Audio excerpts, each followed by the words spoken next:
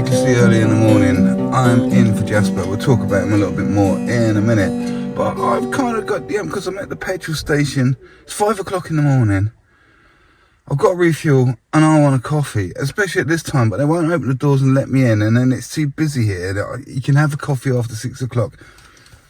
So we got an hour's drive into Oxford, so I'm going to pull over at the next convenience I see and get myself a coffee. It's not that much of a problem getting a coffee before 6 o'clock in the morning. Right, let's do it. Alright guys, a few moments later and I'm a lot happier. I just heading out to the M4 on the Twin Bridges roundabout, and there's a little garage here, and they actually do Starbucks coffee, which I prefer to the Costa ones. Wild Beans alright, as my review, they're okay.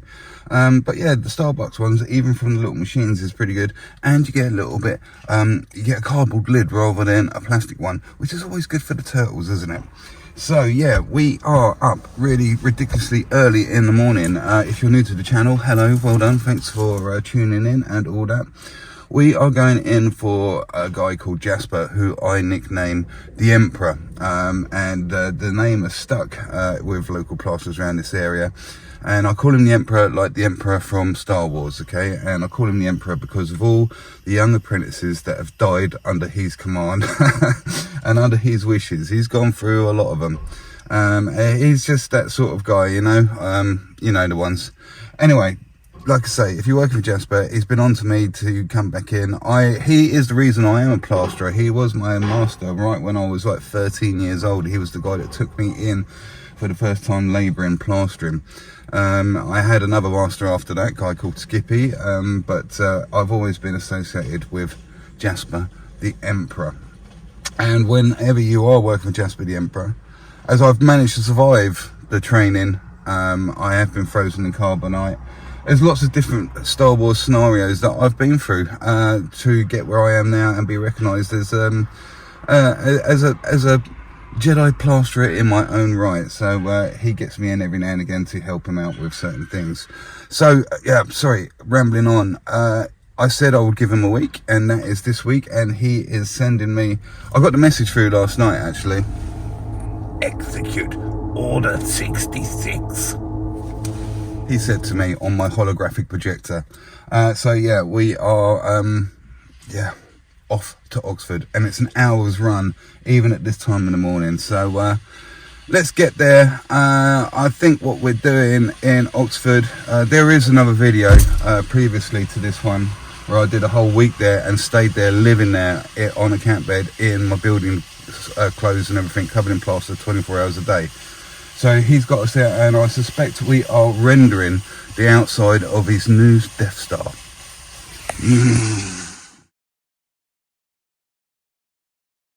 Right, let's see if that stays there. We are at the property, and I have been instructed, because there's a lot of holes being dug apparently, and I have been instructed, oh, is that going to work? There we go, let's put you there, like that. Let's see if you can get you to stay there. Right, I have been instructed to drive onto mud, and in this old Shogun Sport, I don't need to be asked twice to put the old four-wheel drive to its test. It's a bit tight. This property's got 7 acres of land, so whoa.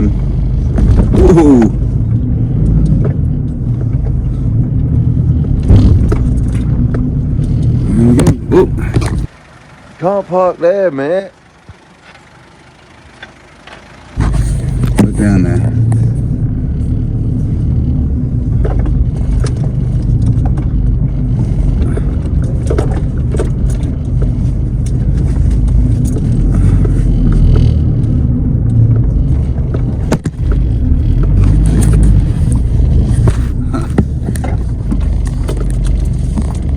It's good enough. Okay, so these are the grounds. I was here the other week. What did I call it? It was the video entitled Epic Proportions of Plastering. So this is where I stayed for a week. It's a very, very large property, as you can see, and looks like we are doing the outside. What's going on here today, Dinesh? We're sticking a detail band around here. and working like slaves for Jasper. Yeah, there he is, the Emperor himself. If only I could put the Imperial March music over the top of when he approaches, but the copyright won't allow it. So yeah, as you can see, so what, this is going to be silicon finish in the end, isn't it? No. No? Plain render. Ah, good. I prefer that, to be honest with you. It's additional sponge art, mate.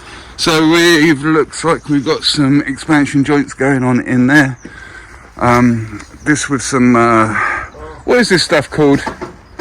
The little feature sort of plinth thing what you got going on there. What's the material? It's just insulation board. polystyrene. Just polystyrene. And we've got to render that and bead it? Yeah, we've got to bead it and render it, yeah. Okay. See if we can zoom in there. To give it the country. Yeah, so this needs beading and rendering. As you can see, it just sticks out there. And they've scratched at the moment, so... Guess we're top coating or are we scratching some more? We're going to do all the flips and everything first. Okay. All the beadwork, everything, all the preparation. Right. Okay. That's it, we've got a job detail. Let's get some tools out and get cracking, I guess.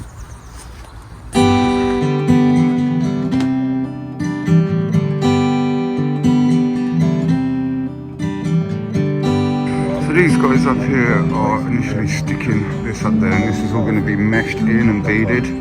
So that's all going to hold itself together. So they're using this product over here, I believe it is, the decor end, and it's having the same similar detail down the bottom, but we've got to run this and trim it down to size. Trim this stuff with jab light, polystyrene, whatever you want to call it. Trim it down to size, however big it's going to be, and it's going to sit on this track, which I guess stops insects and stuff getting underneath. You know, that's what it is. So yeah, that all needs drilling and plugging, and it was pier. That's what I'm helping Jasper do this morning.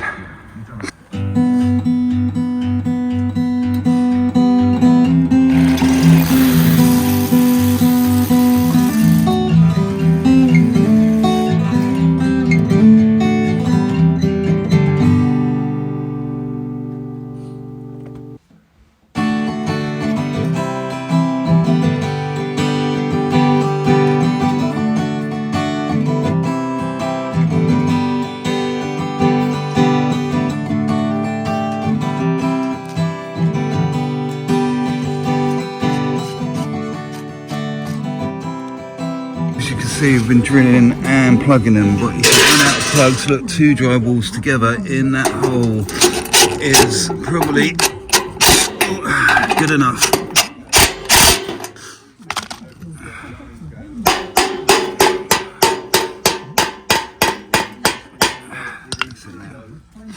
I don't know what size bit that is. Looks like a 6. Is that a 6? Looks like a 6. Okay, so we're just coming in for a quick peek around just before the main body of guys turn up and start putting their radios on and stuff everywhere. So yeah, there's a few meters in here. So this is downstairs. It's all drying out very nice. It was only last week. Some nice rounds in there. Jasper likes to take out things like this, and everything's looking good. I'm going to get upstairs in a minute because last time I was here, I left my my travel mug from Barry Island, Marco's, you know, like the Gavin and Stacey thing. We went on the tour there, so I'm going to see if that is still here.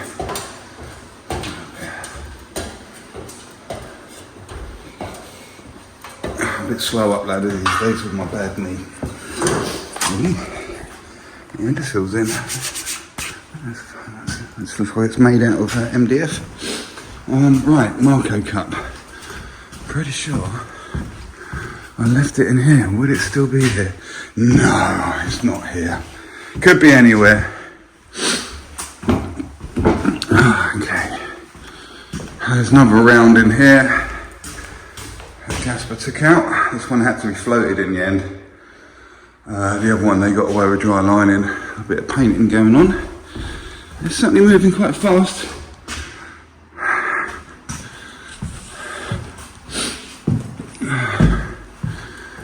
There's another room down here. And, oh, this brings back memories. That's where I slept.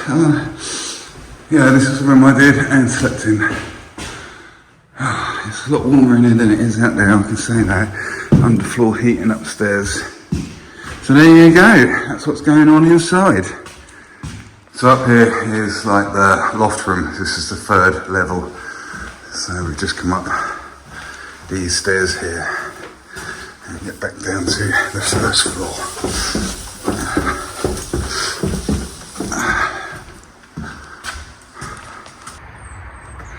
So it's certainly changed around here a little bit. The journey to where the tea room is a little bit more treacherous than I remember it, and it's pitch black out here at night, so yeah, you'd probably need your head torch to make sure you don't have an unfortunate event. Let's have a look up here, shall we? Apparently it's open now. There we go.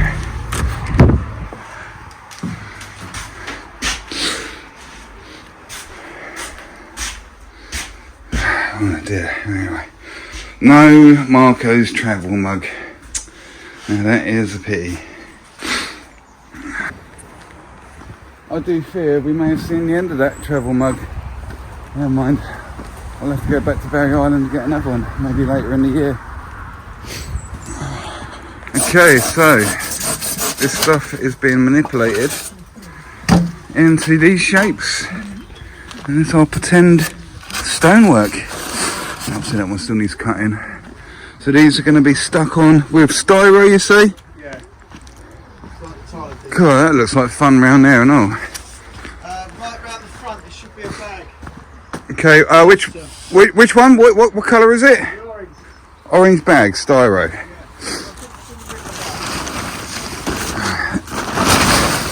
Okay, this is the stuff. Oh, it's got a bit of water in there. It's not fun, is it? Styro, KSG. So that's going to stick it on, and I'd assume some of these plastic mushroom fittings, I think I call them. So we're just dropping back and starting to get this to go in the rail. So here's our styro stuff knocked up, not too thick and not too thin. Okay, so I've been advised this is good enough to stick them up little and often with the dabs. Now, probably the good thing about this is here is the damp course. So by putting this plinth on there and dabbing it in such a way, we're able to bypass that damp course and not have any rise in damp coming up and over. So yeah, that's probably quite a good idea for that. So then I'll cut a bit of polystyrene jab-like stuff, just sits in the track. And just bang it home. It's like Lego, really. So these are all stuck already. Putting them on there is pretty straightforward. So what he's had to do here, look, he's cut slots in the back, keeping the face nice. Remember, this is, I'm assuming, is going to be all meshed all over. So he's cut these slots in the back to give it a little bit of space, it looks like, to be able to roll it round this curve. It looks like it's quite intricate. And I guess you have to be pretty careful trying to get that to bend round like that. This is quite easy to snap. So here we go, it's what I call our mushroom fittings. Now these ones are 10, these ones are 12 mil, so you have to get the right size bit. So here's a 12 millimeter masonry bit. So basically all you do, drill the hole indiscriminately, you know, wherever you think it should go. This goes in the hole, and then one of these goes in the back. It's just like a massive raw plug really, and you just hammer it in. This goes straight through the hole, hammer it in, splays the end out, Bob's your uncle.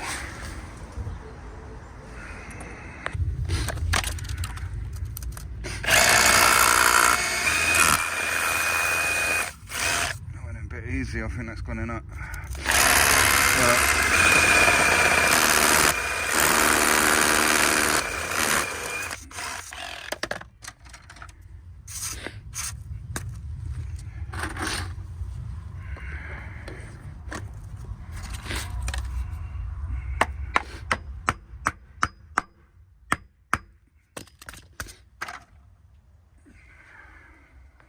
Right, we're pushing on and getting there. Got all the way around that corner and then we're just coming around to here, look. So yeah, it wasn't frosty this morning, but it's certainly not warm. Time for a hat, I think.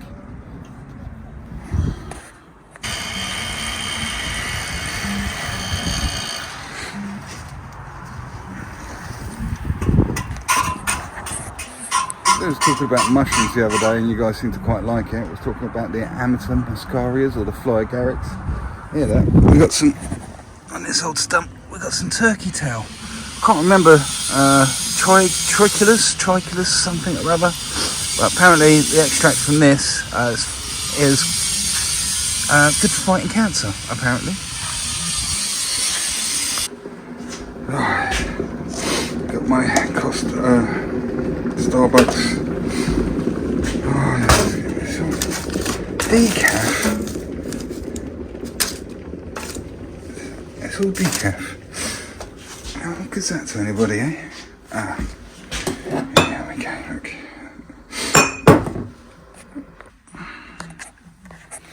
So if you're in a building site tea room and you're going to nick some milk, you don't know where it's coming from, make sure you give it a good sniff first.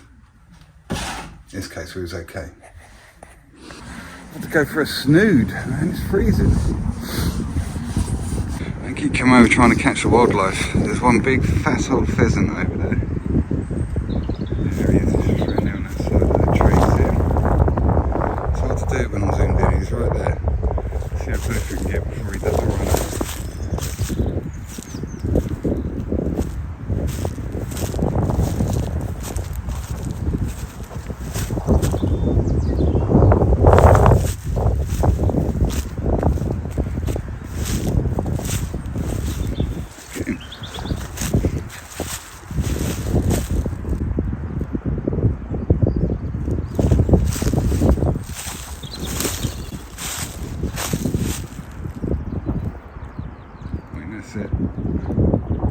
I'm not chasing him in there.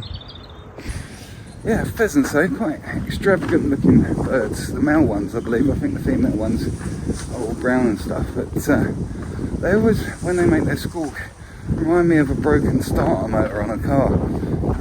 There's probably some sort of myth as to why they have that.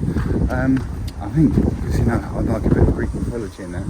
I think the magpie used to have an amazing singing voice, but they used to be, and I think they still are, they like shiny things, don't they? Magpies steal things, and I think they do have a tendency to steal shiny things, and I think a magpie did steal something shiny off some Greek god, maybe Zeus himself.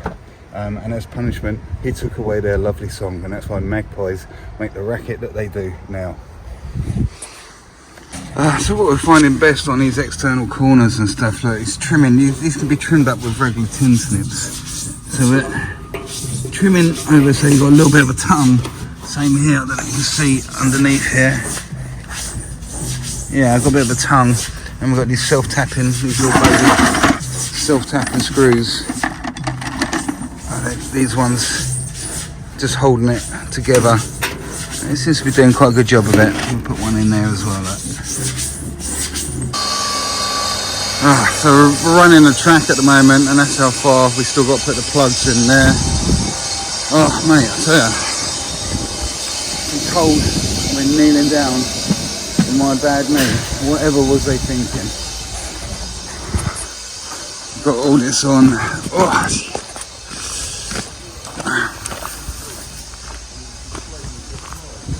Been all the way around here and round this side of the building and right round the corner, right round the other side, round there where that digger thing is.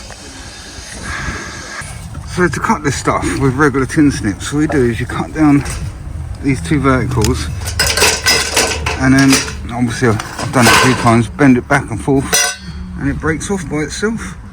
Yeah, good. I need mate to move that, otherwise I'm sleeping here again tonight.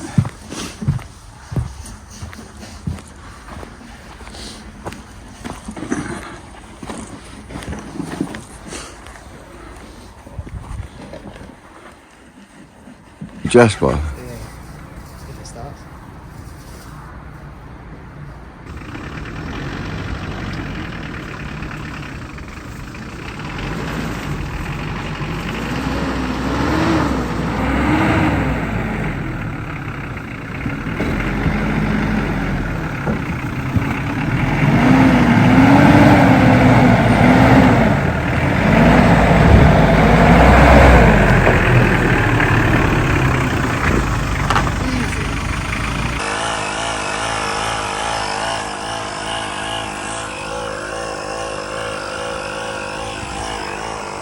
Hi guys, how you doing? Thanks for watching that video tonight. Although this is a plastering channel, there was not much plastering going on there today. I'm not sure what we're going to do this week. I think we're going to do smaller videos and make this like a bit more of a diary sort of thing as how this job evolves throughout the week, because you know that's what we're doing, and I'm under instruction here by the Emperor Jasper himself. So yeah, it's just going to be one of those. Anyway, if you did enjoy this video, thanks very much for watching it and for enjoying it. If you do want to come over to Facebook, there's a group I've got going there, or you can just follow me actually. Yeah, my name's Andrew Smurthwaite, so you can find me there, or you can find me on the group which is called Plaster Master Smurf 74, exactly the same as the channel. And yeah, well, you can talk to me there, you can talk to other plasterers. Yeah, it's doing quite well, it's doing quite well. So yeah, that's what happened today. What happens tomorrow, I don't know. We will get there. Jasper wants us there at 6 in the morning, and it's an hour's ride, so you know you've got to be on the road for 5 AM, which means you need to be up. It's a good job I bought some decent coffee the other day. It's a nightmare getting coffee before 6 AM in the morning from any garage or anything like that. So I got my cafetiere and I bought some decent coffee for it the other day. So other than not having my Marco's travel mug from Barry Island, I should be able to sort myself out with a decent coffee for the journey. So let's see what happens tomorrow. Alright guys, again, thanks for watching, and I will see you, I'm guessing, tomorrow night. Today is Monday, I'm recording this, but I will probably get it scheduled to come up for Tuesday night, so that'll be when you are watching it. Right, see you soon.